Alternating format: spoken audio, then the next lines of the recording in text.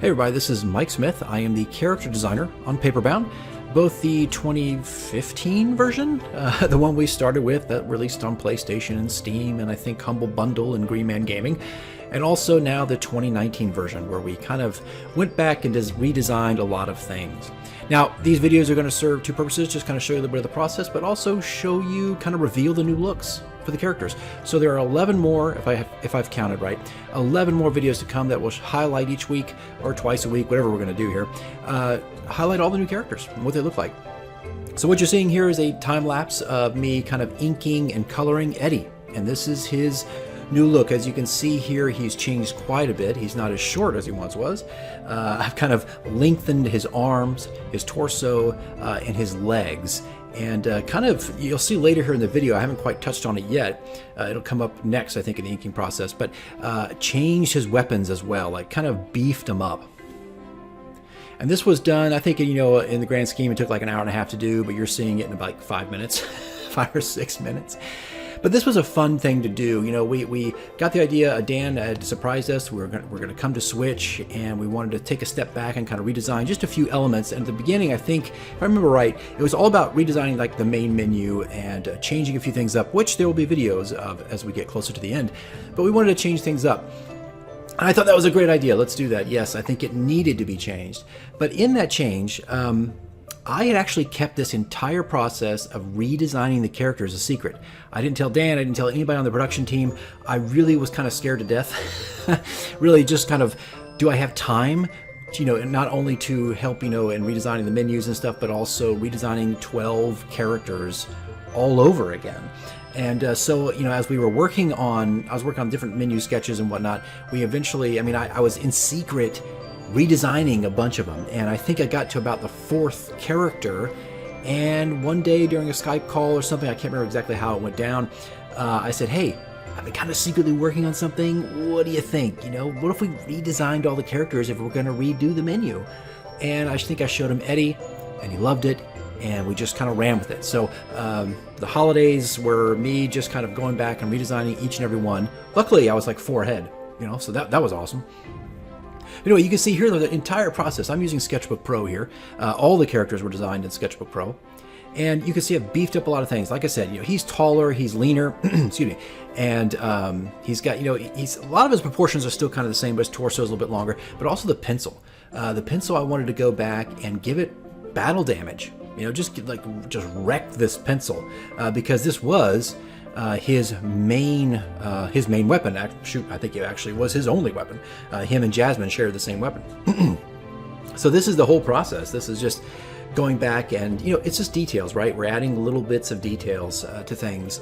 And, you may thumb through them really fast on the menu screen. That's understandable. You don't see all this kind of stuff, but, we had fun with it. I had fun with it, putting all this stuff in there, really beating up the pencil. You can see a staple in there. That's where he can hold it in front of him if he wants to, and use it like a battering ram. That little thing on his back is a sheath for the pencil. And it's one of those things where they're like those little rubber things you put on pencils to make the grip a little bit tighter for your fingers. That's what that is, right? So he can just kind of put it back in the sheath when he's done, I guess, killing people. Or attacking, whatever. I don't think one of them really dies. Well, that's not fair. Everybody does explode in the game. But anyway, you get my point. So this is that process. It's adding all those details and flexing things out. One of the reasons why I wanted to do this was because I felt like also I'd gotten better as an artist. You work on a project for a long time, like we did, 2 years. And through the course of it, as you're just working, you actually are getting better. And by the time it came around to really do a kind of a major update, I just felt like, hey, I think I can do better. I think I've changed as an artist. Let me give this a shot. And of course, the major fear was not that I could redesign them, but the time issue. But we overcame that, and all of them were done on time when they needed to be, and it was great fun. It was great fun to kind of revisit them and maybe just imagine them a little bit differently. But here we are, just kind of all this. You can see my swatches there on the screen to the right of the screen when they pop up. That's all color samples directly from pencils. Just wanted to be as accurate as possible. Not that you often have to do those kinds of things, but I wanted to, get that kind of tan and yellow and that kind of pinkish red directly from those 2B pencils. And we're kind of approaching the last steps here. We're just kind of putting on that first round of paint, and of course he'll have all his color profiles as he did in the original game. Yep, there we go. He's still got that eggshell kind of face. And these are all the last bits of touches. And after I've laid down all the color, and obviously he's been inked and he's ready to go, we'll start putting down value, as you can see I'm doing here. A lot of my illustrations have several layers of value, but when it came to Paperbound, we want to keep things simple, so I kind of stuck with just one layer value. I think for the most part, I think it might be a couple characters who got a little bit beefier, but for the most part, we kept things rather simple.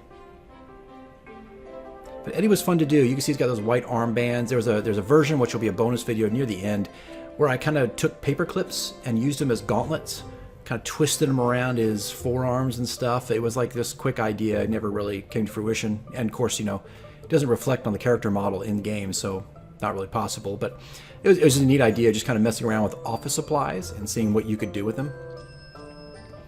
But here I am laying down the last bits of value on the pencil and the character.